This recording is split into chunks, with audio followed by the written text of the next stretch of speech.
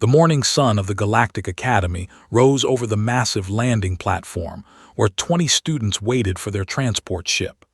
They were all excited and nervous at the same time. Today was the day they had been waiting for all semester. Today, Professor was taking them on a field trip to see the most dangerous creature in the known galaxy. The students came from many different worlds. There were 5 students, tall creatures with 4 arms and hard shells covering their bodies like insects. Their eyes were large and dark, and they clicked their mandibles when they talked. There were 6 students, strange beings made of a jelly-like substance that could change shape slowly. They did not speak with mouths. Instead, they glowed with different colors to show what they were thinking and feeling. There were also 7 students, small furry creatures that looked like a mix between cats and rabbits. They had very large ears that could hear sounds from very far away. And then there was one more student. He sat alone at the edge of the group, quiet and still. His name was, and he was human. The other students did not know much about him. Humans had only been discovered by the galactic community 2 years ago, and there were very few of them in space. Was one of the first to attend the academy. He was polite but kept to himself. He had brown eyes, black hair, and skin that seemed soft and fragile compared to the shells and fur of his classmates. Professor walked onto the platform. He was old, and his shell had turned gray with age. He had been teaching xenobiology for over 100 years. He raised 2 of his 4 arms to get everyone's attention. Students, today you will see something that most beings in the galaxy only read about in books. We are traveling to the wildlife preserve on the planet called Theta 7. There, you will observe A wave of nervous energy moved through the group. The students flickered with yellow and orange lights, showing their fear. The students pressed their ears flat against their heads. Even the students who tried to look brave shifted on their feet. Everyone knew about the transport ship, named Quiet Observer, landed on the platform. It was a medium-sized research vessel with thick walls and strong shields. The students walked inside and found their seats. The ship's interior was clean and white, with large windows that would let them see everything during the trip.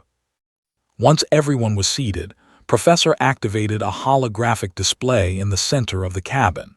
A 3-dimensional image appeared, rotating slowly so everyone could see it clearly. The creature in the image was terrifying. It stood 12 feet tall. Its body was covered in thick scales that looked like black and gray armor. It had 6 limbs, 4 legs for walking, and 2 arms that ended in claws as long as knives. Its head was massive, with a jaw that held 3 rows of sharp teeth. But the most frightening thing was its eyes. It had 4 of them, glowing with a red light that seemed to hold cruel intelligence. Though Professor said, is classified as the apex predator of the galaxy. This means it sits at the very top of the food chain. Nothing hunts though, the hunts everything else. A small student named raised her paw. Her voice was soft and shaky. Professor, how dangerous is it exactly? Professor's mandibles clicked slowly. There has been recorded hunting and killing members of every known sentient species in this quadrant of the galaxy. It does not hunt only for food. It hunts because it enjoys hunting. It is smart enough to set traps. It is patient enough to wait for days. And it is strong enough to tear through most standard armor. The cabin was very quiet now. However, the professor continued, you will be completely safe. The observation dome on Theta 7 has shields that can stop us claws and teeth. We will watch from a safe distance. You will take notes. You will learn. And then we will return home. The ship's engines hummed to life, and the quiet observer lifted off from the platform. The students watched through the windows as the academy grew smaller below them. Soon they were in space, surrounded by stars. Sat by himself near the back of the cabin. He looked out the window at the darkness of space, his face calm and thoughtful. A student named floated over to him. His body glowed with soft blue light, which meant he was curious. Human said through the translator device, are you not afraid? turned to look at he thought for a moment before answering, "Should I be? The is the most dangerous creature in the galaxy. Everyone is afraid of it." Smiled slightly. It was a small, calm smile. "I grew up in a place with mountains and forests. There were animals there that could kill you if you were not careful: bears, wild boars. I learned early that fear is useful, but panic is not." His glow shifted to a confused purple. "Your planet has dangerous animals, but humans seem so soft." "We are soft," agreed. "No shells, no claws, no fur to keep us warm." He looked back out the window. "But we survived anyway." The trip to Theta 7 took 3 hours. The students passed the time by studying their notes and talking nervously about what they might see. Professor answered questions and tried to keep everyone calm. When the planet finally appeared in the windows, the students pressed close to see it. Theta 7 was a wild world, covered in thick purple and green forests. Rivers of silver water cut through the landscape. It looked beautiful and dangerous at the same time.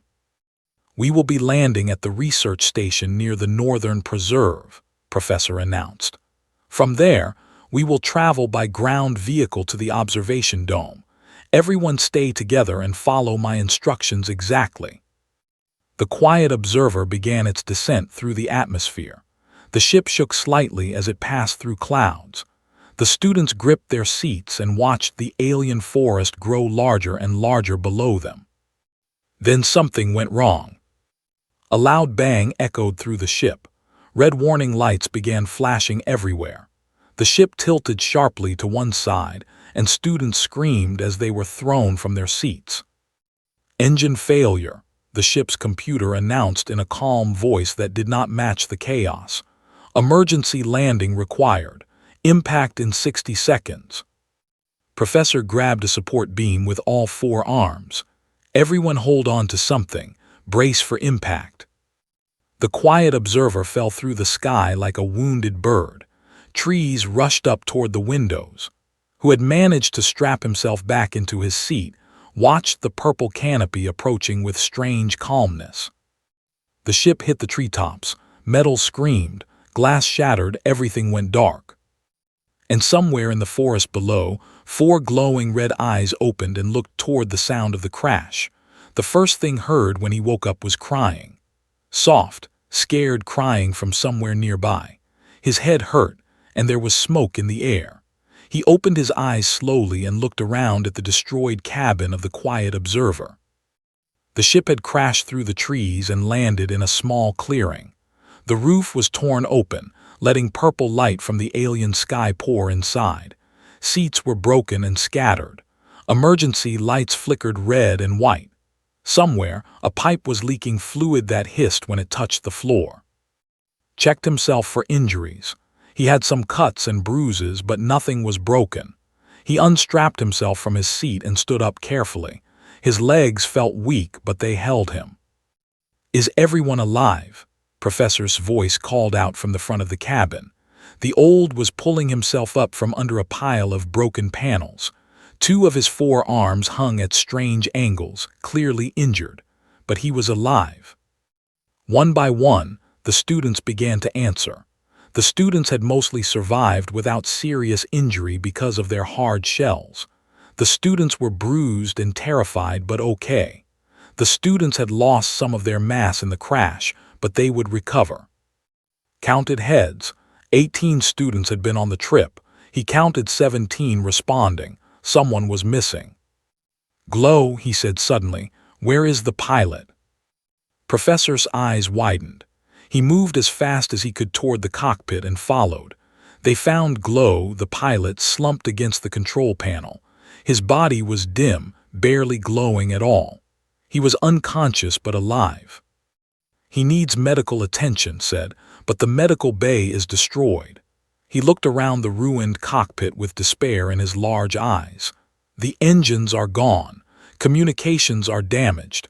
We cannot fly and we cannot call for help." "What about the emergency beacon?" asked.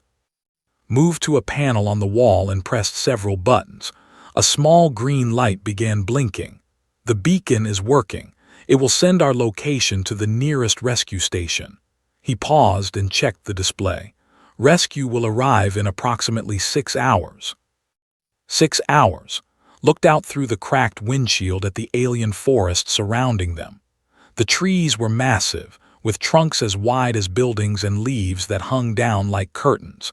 Everything was purple and green and silver. It was beautiful, but knew what lived in this forest. "Professor," he said quietly, "where exactly did we crash?" Did not answer right away.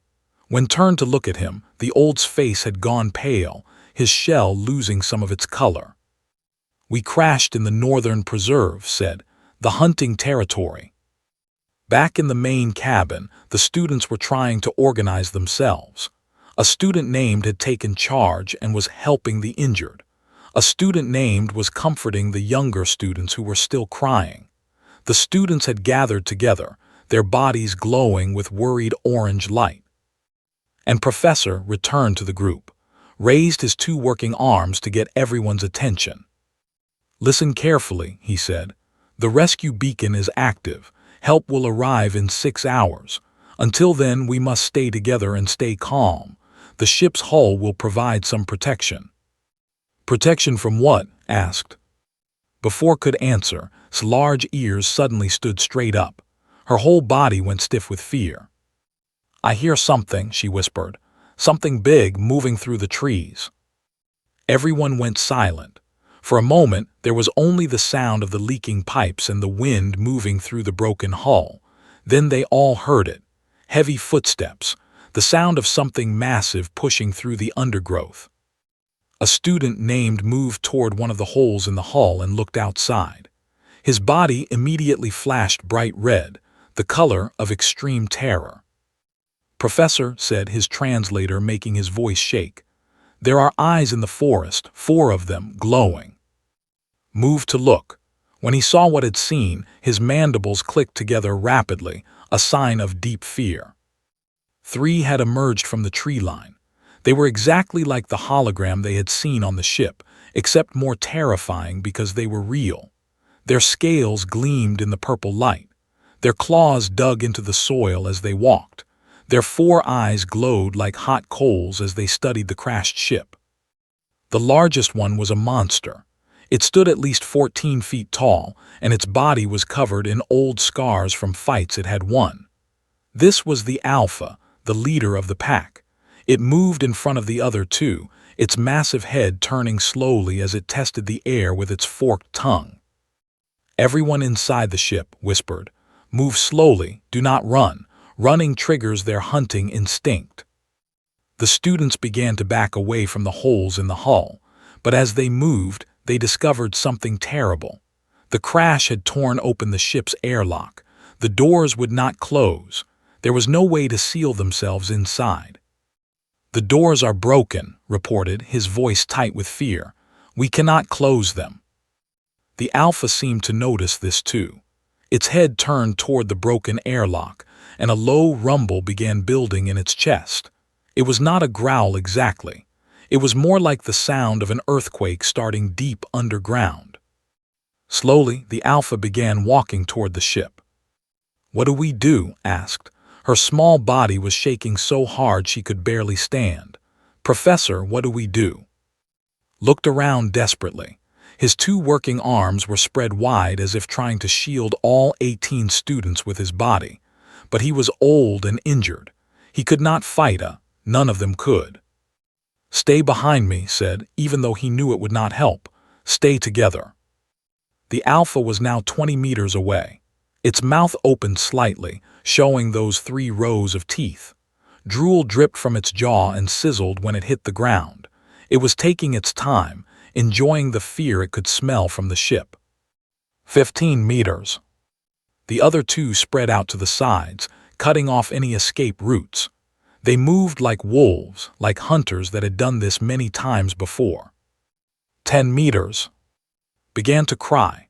His light dimmed until he was almost invisible. Even, who had been trying to stay brave, fell to his knees. 5 meters. The Alpha reached the broken airlock. Its massive head pushed through the opening. its 4 eyes scanning the terrified students inside. It let out a sound that was something between a hiss and a laugh. Then a voice spoke from deeper inside the ship. "Hey." The voice was calm and steady. It was not loud, but somehow it cut through all the fear and noise like a knife. "Over here, ugly." Everyone turned to look, was standing up from behind a broken bulkhead. He had been quiet this whole time, so quiet that everyone had forgotten about him. But now he stepped forward, moving past the other students, walking toward the Alpha. "Human, no," hissed. "What are you doing?" Did not answer. He just kept walking, his eyes fixed on the monster that filled the airlock with its massive body. The Alpha turned its head to look at this small, soft creature approaching it.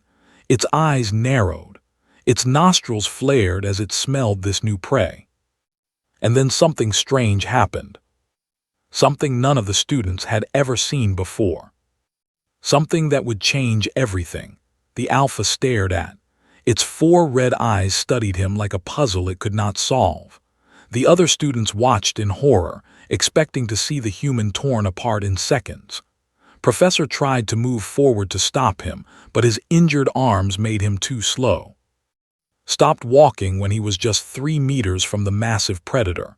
He stood there, feet planted firmly on the broken floor, hands relaxed at his sides. He did not crouch. He did not prepare to run.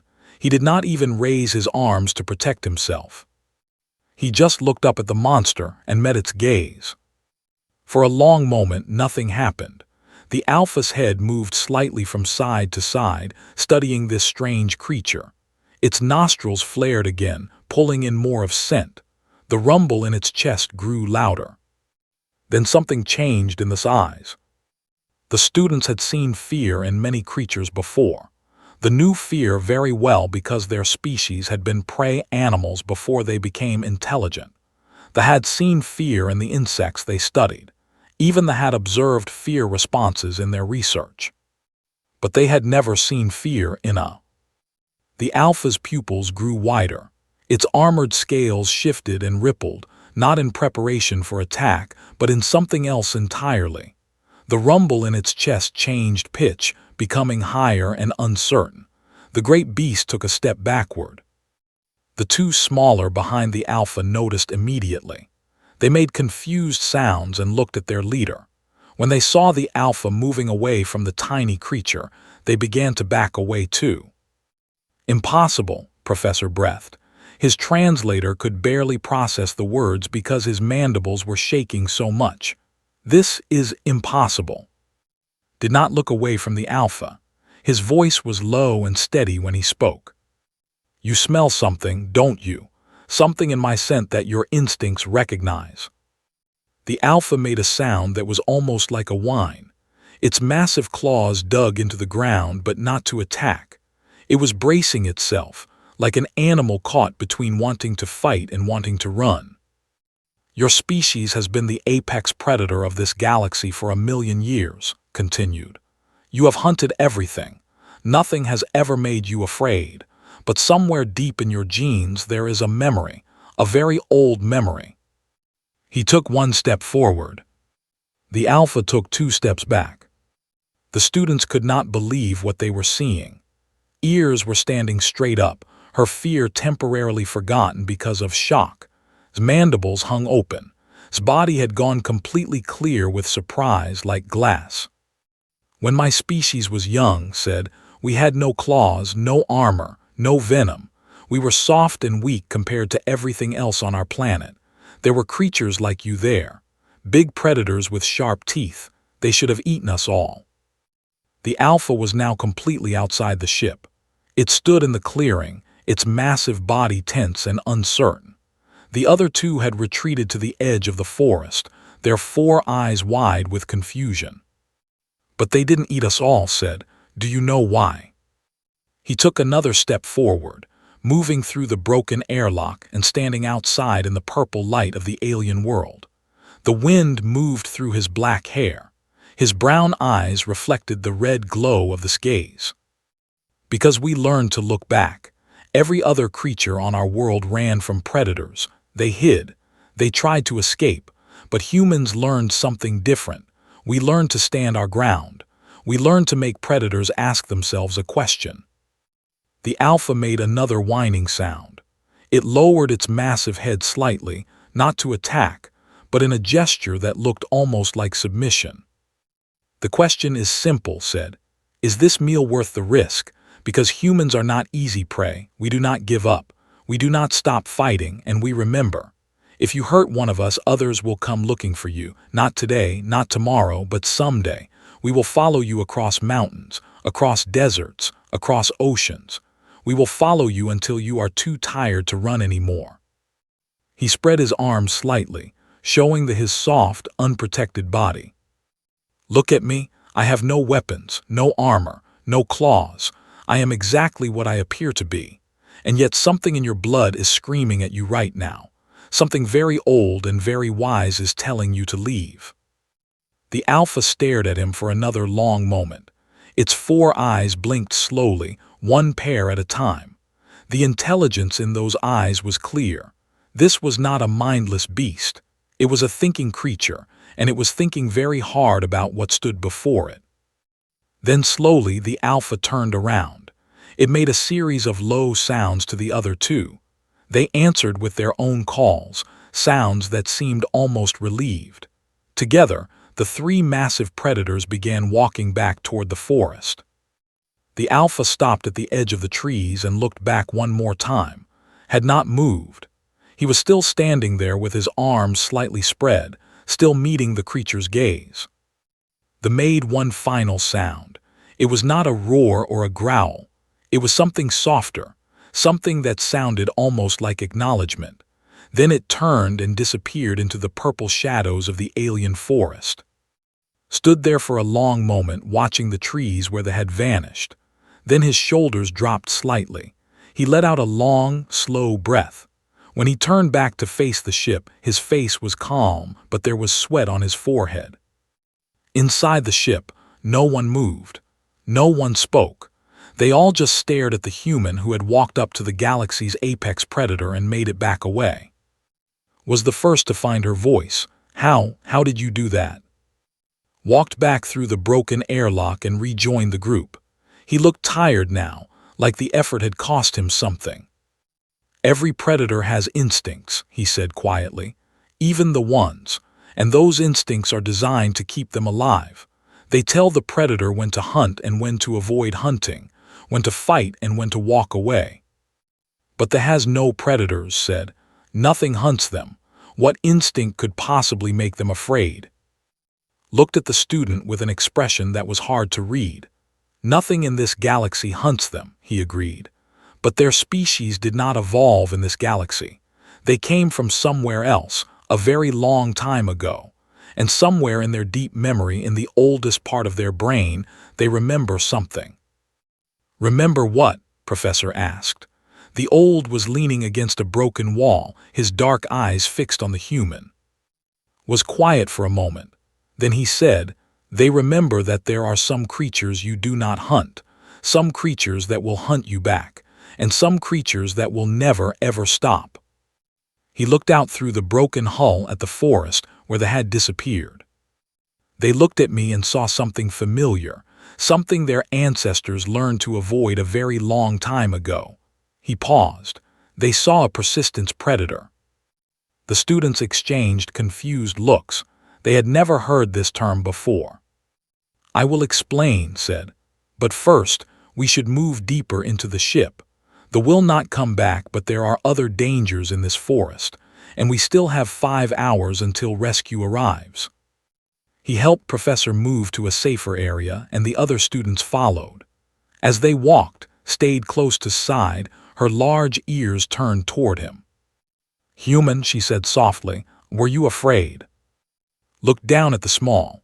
For just a moment, something flickered in his brown eyes, something old and powerful that had been hiding beneath his calm surface. "Yes," he admitted, "I was very afraid, but I did not let the fear control me. That is the human way." Nodded slowly, not fully understanding but accepting his answer. They gathered in the center of the ruined cabin and began to tell them about humanity. About Earth. About what it meant to be a persistence predator in a galaxy full of creatures that had never learned to fear the soft, weak species from the third planet of an unremarkable star. The students gathered around in a circle. Outside, the purple sky of Theta 7 was beginning to darken as the planet's sun moved toward the horizon. Inside the ruined ship, emergency lights provided a soft white glow. Professor sat against a wall, his injured arms wrapped in bandages that had found in a first aid kit. The old's eyes were fixed on the human with intense curiosity. "Tell us," said, "tell us about your species. Tell us why there was afraid." Nodded slowly. He sat down on a broken piece of equipment and looked around at the faces watching him, all of them waiting to understand. "On my world," began, "there is a type of predator that does not rely on strength or speed or venom. Instead, it relies on one thing that most other animals do not have: endurance." He paused to let the word sink in. "Humans cannot run as fast as many animals. We cannot fight with claws because we do not have any. We cannot hide very well because we do not have fur that blends into our environment. But we can do something that almost no other creature on our planet can do. We can run for hours and hours without stopping." His body glowed with confused yellow light. "How is running slowly better than running fast?" "Because fast runners get tired," explained. "A gazelle can run very fast but only for a short time. Then it must stop and rest. But a human can follow that gazelle at a slow pace for hours. Every time the gazelle stops to rest, the human gets closer. Eventually, the gazelle becomes too tired to run anymore. Then the human catches it." The students looked at each other with shock. This was not how predators worked in their understanding of biology. Predators were supposed to be fast and strong and deadly, not slow and patient. "This is called persistence hunting," continued. "My ancestors used this method for hundreds of thousands of years. We would choose our prey and then follow it, not quickly, just steadily, never stopping, never giving up. The prey would run and rest, but we would keep coming, always coming, until the prey simply collapsed from exhaustion." His ears lowered against her head. "That sounds terrifying," she whispered. "It is terrifying," agreed, "and our prey knew it. Over millions of years, the animals on our planet developed an instinct. When they saw a human, they felt fear, not because we were big or strong or fast, but because they knew that if we started following them, we would never stop." He looked toward the broken hull, toward the forest where they had disappeared. "They are not from this galaxy. They came from somewhere else long ago. Their species is ancient, much older than humanity. But somewhere in the universe, on whatever world they originally came from, there was something similar to humans. A creature that hunted through persistence. A creature that never gave up." Professor leaned forward, his mandibles clicking thoughtfully. "You believe they evolved alongside such a predator?" "I believe they remember it," said. "Not consciously, but deep in their instincts. When the alpha looked at me, it saw something familiar. Something that its genes recognized even if its mind did not. It saw a creature that was not running, a creature that was not showing fear, a creature that was standing its ground and looking back." Shook his head slowly. "But you are so small, so soft. How could they see you as a threat?" "Because size is not what matters," replied. "What matters is behavior. They is used to prey that runs, prey that screams, prey that tries to escape. When something does not do those things, the instincts become confused. It begins to wonder if maybe this creature is not prey at all. Maybe this creature is something else, something dangerous." He held up his hands, showing his soft palms and short nails. "I have no weapons built into my body, but my ancestors learned to make weapons with their hands. Spears, arrows, traps, eventually guns and bombs and things even worse. They could not see these weapons, but it could see my confidence. It could see that I was not afraid to die, and that made it afraid." "Afraid of what?" asked. "Afraid of making a mistake," said. "A predator survives by being careful. If it gets injured while hunting, it might not be able to hunt again. It might starve. It might die. So even an apex predator will avoid a fight if there is any doubt. And when they looked at me, it had doubt. The students were silent for a long moment, processing this information. The idea that confidence alone could drive away the most dangerous creature in the galaxy was difficult to understand, but they had seen it happen with their own eyes. "There is something else," said, "something I did not mention before." Everyone looked at him with renewed attention. On Earth, humans are not just persistence predators, we are also revenge predators. Revenge predators, repeated the unfamiliar term. If a predator kills a human, other humans will hunt that predator down and kill it, not for food, not for survival, just for revenge. And we do not give up. There are stories from my world about humans tracking animals across entire continents to avenge a death. This behavior does not make logical sense from a survival perspective. It costs energy and time and sometimes lives, but we do it anyway. He stood up and walked to one of the holes in the hull, looking out at the darkening forest. They could not know this about me specifically, but it could sense something. Some ancient memory warning it that creatures like me are not worth the trouble. Kill one of us and more will come. Keep killing us and we will find a way to kill you back. Maybe not today, maybe not for many years, but eventually. Moved to stand beside him, her small furry body barely reached his waist. "Is that what you were thinking when you walked toward it?" Looked down at her with a slight smile. "I was thinking about my family, my mother and father, my sister. I was thinking that if I died here, they would never know what happened to me. They would spend the rest of their lives wondering." He turned back to the forest. "And I was thinking that I did not want that, so I decided not to die. I know that sounds simple, but for humans, sometimes that is all it takes. We decide to survive, and then we do whatever is necessary to make that happen. Your willpower alone cannot stop claws and teeth," said, though his voice was less certain than before. "No," agreed, "but willpower can make a predator hesitate, and sometimes a moment of hesitation is all you need." The sun had almost set now. The purple sky turned to deep blue and strange stars began appearing. The students gathered closer together for warmth and comfort. Professor checked the emergency beacon again. 4 more hours until rescue. "We should rest," said. "Take turns keeping watch. They may not return, but is right. There are other dangers in this forest." The students began arranging themselves for sleep. Broken seats became beds. Torn cloth became blankets. The students dimmed their glow to save energy. The students huddled together for warmth. Volunteered for the first watch. He sat near the broken airlock, looking out at the alien night. The forest was full of strange sounds, calls and cries and rustling in the undergrowth, but the heavy footsteps of the did not return.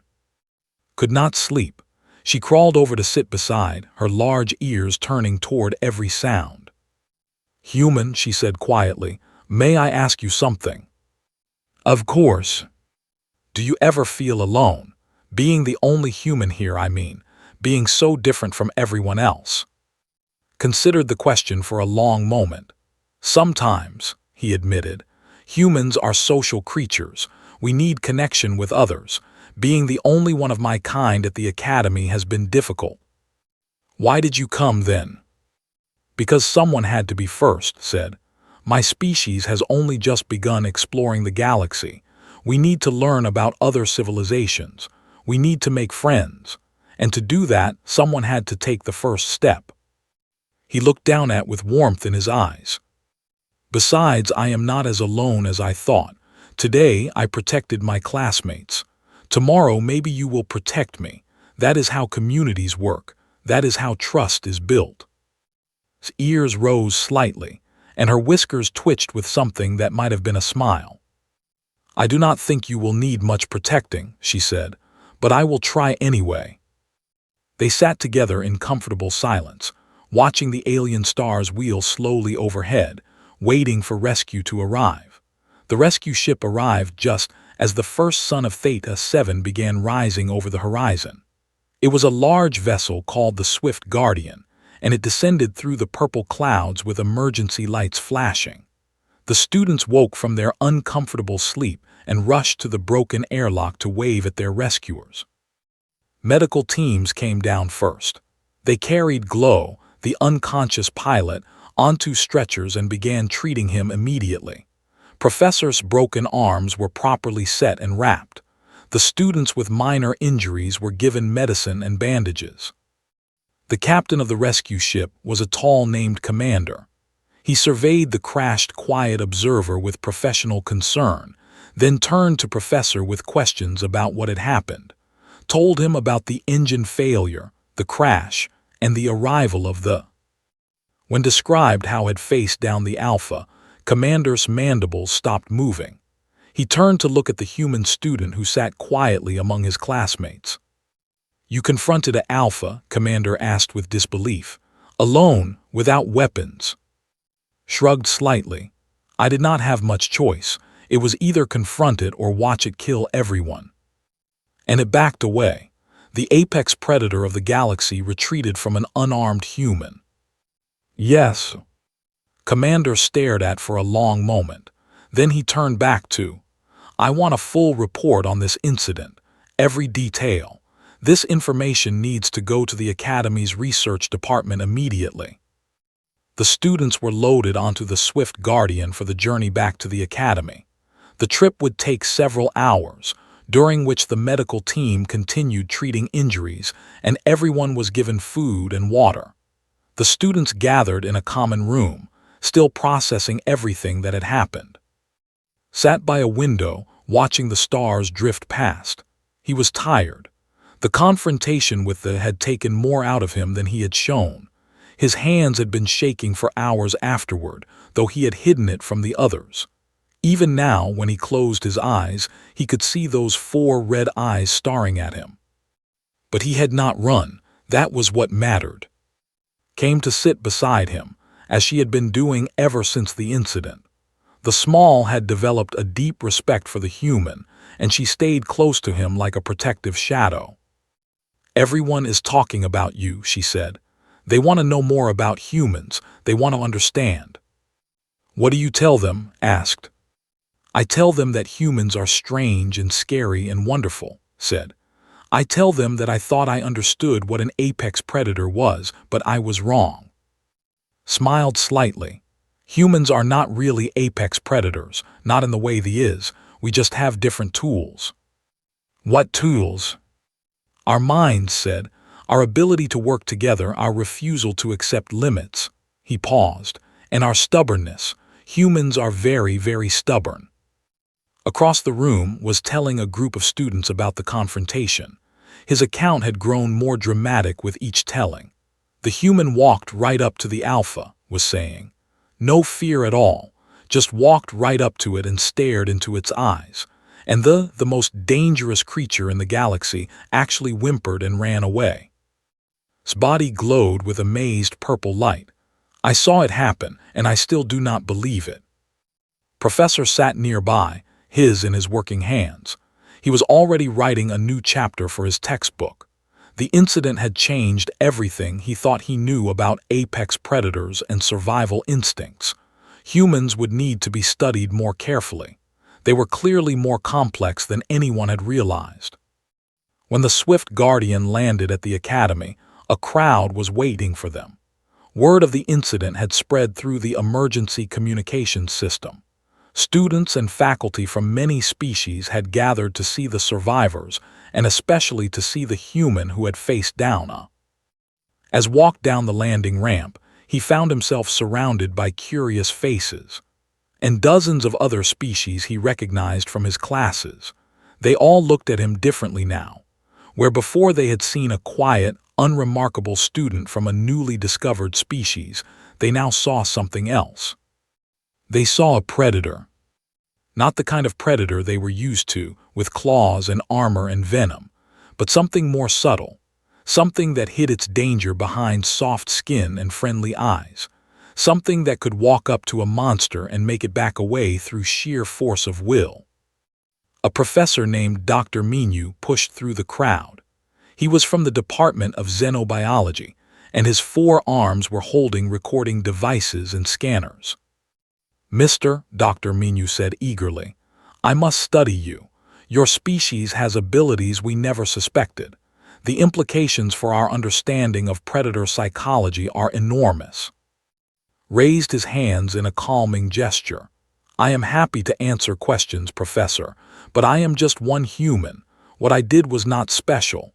Any human in my situation would have done the same." "Any human," Dr. Minu repeated with amazement. "You mean all humans have this capability?" "All humans have the potential," said. "We do not always use it. Most of us live peaceful lives and never need to face down a predator. But when we do need to, when we are cornered and there is no escape, something inside us wakes up. Something very old. Something that remembers a time when we were not masters of our planet, but just another species trying to survive." The crowd parted as the Academy director approached. She was an ancient named Light of Understanding, and her body glowed with the calm blue of wisdom. She floated in front of and studied him with whatever senses her species used. "Young human," Light of Understanding said through her translator, "you have given us much to think about. Your species has been part of our community for only 2 years, and already you have surprised us." "I did not mean to cause trouble," said. "Trouble?" Light of Understanding's glow shifted to amused yellow. "You saved 18 students and a faculty member from certain death. You gave us new insights into the psychology of the. You demonstrated that our understanding of apex predators is incomplete." Her glow returned to blue. "This is not trouble. This is a gift." She turned to address the crowd. "Today, we have learned that humans are more than they appear. They are a persistent predator species with the ability to suppress fear and project confidence in life-threatening situations. Their evolutionary history has given them psychological weapons that we never suspected." She paused. "From this day forward, humans will be given a new classification in our species registry." She looked back at species human, Earth, classification, apex. Additional notes: despite appearing physically weak, humans possess psychological and behavioral traits that make them extremely dangerous when threatened. Approach with respect. Do not corner. Do not threaten those they care about. Listen to this new classification with a complicated expression. He was proud of his species, but also a little sad. He had come to the Academy hopping to show that humans were friendly and peaceful. Now he was being recognized for his ability to frighten monsters. But as he looked around at his classmates, and in all the others he had saved, he realized that maybe both things could be true. Humans could be friendly and peaceful. They could also be terrifying when necessary. That was what it meant to be human. Later that night, sat alone on a balcony overlooking the Academy grounds. The stars of this part of the galaxy were different from Earth's stars, but they were still beautiful. He thought about his family back home. He thought about the red eyes. He thought about the future. Footsteps approached from behind. Climbed up onto the railing beside him, her large ears catching the night breeze. "You should be resting," said. "So should you," replied. "But I could not sleep. I keep thinking about everything that happened." They sat together in comfortable silence for a while. Finally said, "Will more humans come to the Academy now?" "Probably," he said. "After this incident, there will be a lot of interest in my species. More humans will want to come and learn. More aliens will want to meet us." "Good," said. "I want to meet more humans. If they are all like you, I think I would like them very much." Smiled. "We are not all like me. Some are kinder, some are angrier, some are funnier. Humans are very different from each other." "But you all have that thing inside you," said. "That thing that made thee afraid." "Yes," agreed, "we all have that." He looked up at the stars, thinking about Earth, thinking about all the humans who had never seen an alien, never traveled to space, never even thought about what might exist beyond their planet. They had no idea that somewhere in the galaxy, the most dangerous creatures alive had learned to fear them. Maybe it was better that way. Humans did best when they did not think too much about their own power. They just lived their lives, loved their families, and tried to be happy. But when danger came, when there was no choice but to fight or die, they remembered what they were. They remembered that they were the descendants of creatures who had looked at lions and wolves and bears and said, "We will not run. We will stand our ground. And if you attack us, we will hunt you down." They remembered that they were human. And in the forests of Theta 7, they remembered too. They would not return to that crash site. They would not hunt near the scent of the strange two-legged creature. They did not know what humans were called or where they came from or why they were so dangerous. They only knew that some prey was not worth hunting. Some prey looked back. Some prey refused to be afraid. And some prey was actually the predator all along.